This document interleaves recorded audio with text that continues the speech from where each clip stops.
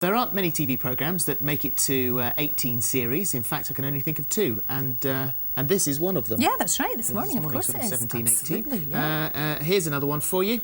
Can I ask the audience? No. It is, of course, Who Wants to Be a Millionaire? New series starts this Saturday with a big celeb special.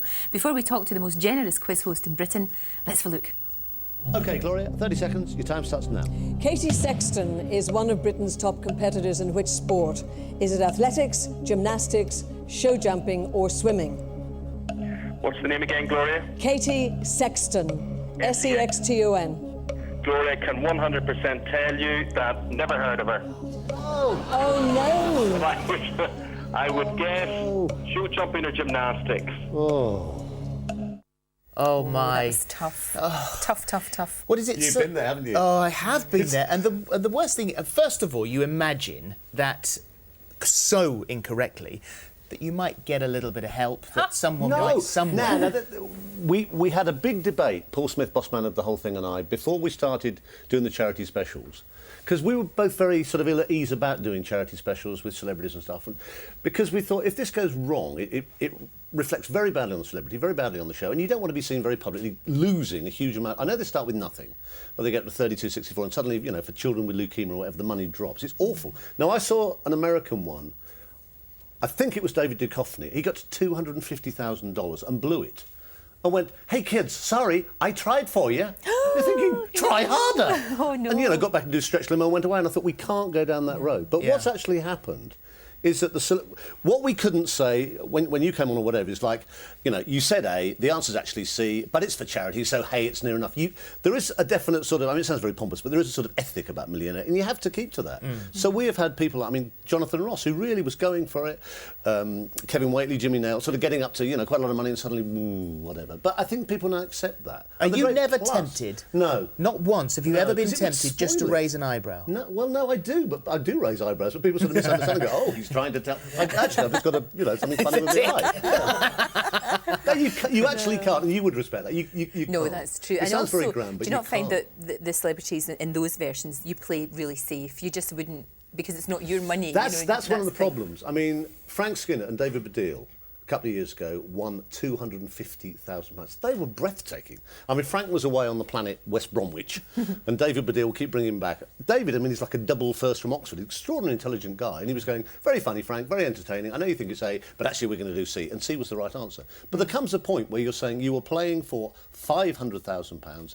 If you get this wrong, you will lose £218,000. Now, you know, whether you're Branson, McCartney, Scofield or whatever, you know, that's a lot of money, you know? So, and certainly for charity, you think, I can't risk that. It's not my money. So whether there will ever be a charity celebrity millionaire or not, I don't know. It'd be fantastic if it happens. Yeah.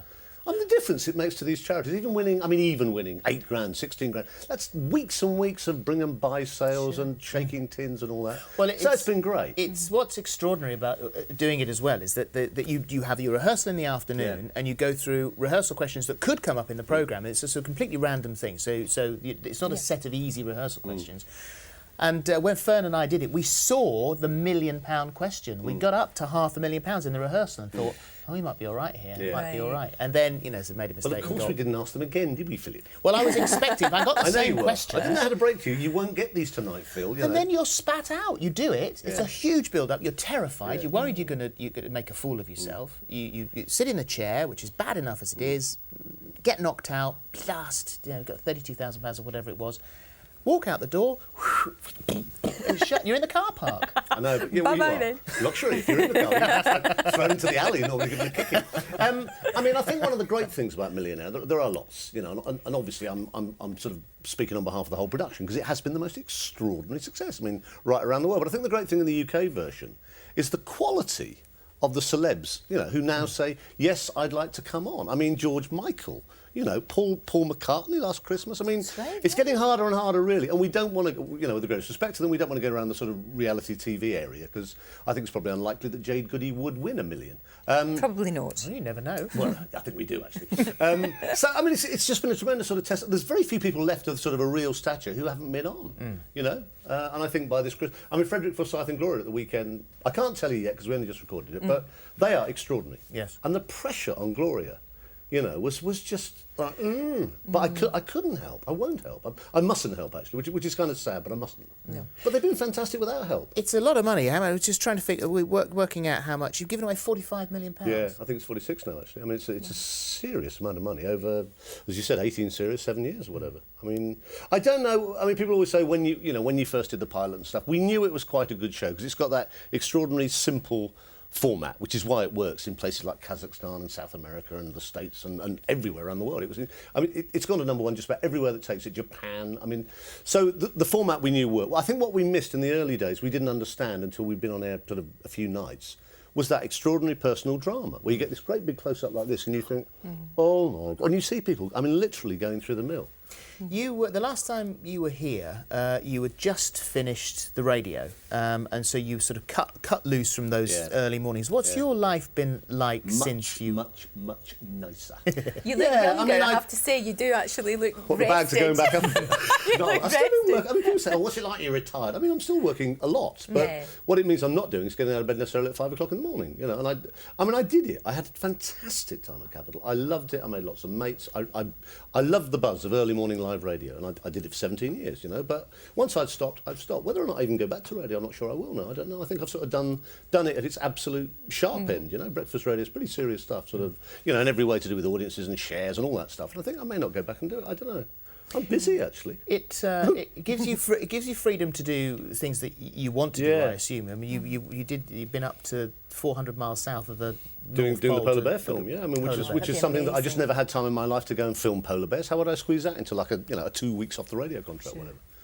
I've just done a book about polar bears. I mean, Why? Because I'm obsessed with bears. I've always loved bears. They are the most beautiful animal. I mean, scary. You know, scary but beautiful. And I'd never seen a polar bear. And it was one of those sort of 50 things to do before you die things. And I wanted to see a polar bear. And then I thought, well, I might as well write about it and take some photos. And then I thought, well, I might as well film it, you know, whatever. I mean, that's coming out later this year. And that was one of the most breathtaking experiences of my life, when you get that close to a huge animal, massive, beautiful, awesome creature that could also kill you. While you're standing there going, ooh, ah, ooh. I mean, they could kill you like that. And they're in trouble as well, creature. so doing that is really good. Yeah. No, I've enjoyed all that. I mean, that's and next year I want to go down to Rwanda and look at gorillas and stuff. So there's time in my life to do things that You wouldn't that I have been able want to do that at all, would you? couldn't There's do no that. way you would have been able to do that. What about the weekend? Because you've got a big gig coming up at the weekend. Avenue of the Stars at the weekend. That's good. Yeah, that's going to be a month. I think it's 3 hours. That keeps extending.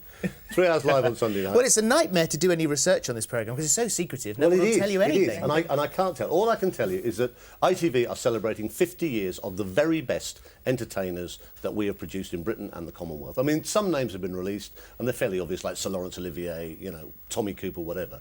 But I mean, no, an awful lot for reasons of secrecy. You know, literally are not yet being revealed because we want to keep it as close as we can up to the night. So you go, well, wonder if they'll include him, or what about her, and all that. I mean, we're doing a list of 100 people, right? Sort of, you know, the best, the best 100. And obviously there will be some left out and you say, oh, we should have included her, or whatever. It's a monster variety show. I'm really looking forward to it. I don't know about you. No, I've not had a call. No, funnily enough. You know, there seem to be some be rather squeezed glaring omissions. I'm sorry if you might be ask squeezed me. between Dame Edna and Errol Flynn. Not for the first time, apparently. So this is what hands in It's like the Hollywood Hall of in Fame. Hollywood. Yeah. That's a great idea. But I mean, I've been looking back at some of the clips of people. I mean, great stars like Cooper. I mean, what a labour of love. I sat, you know, last week looking through hours and hours of the very best of ITV Thames television, Tommy Cooper.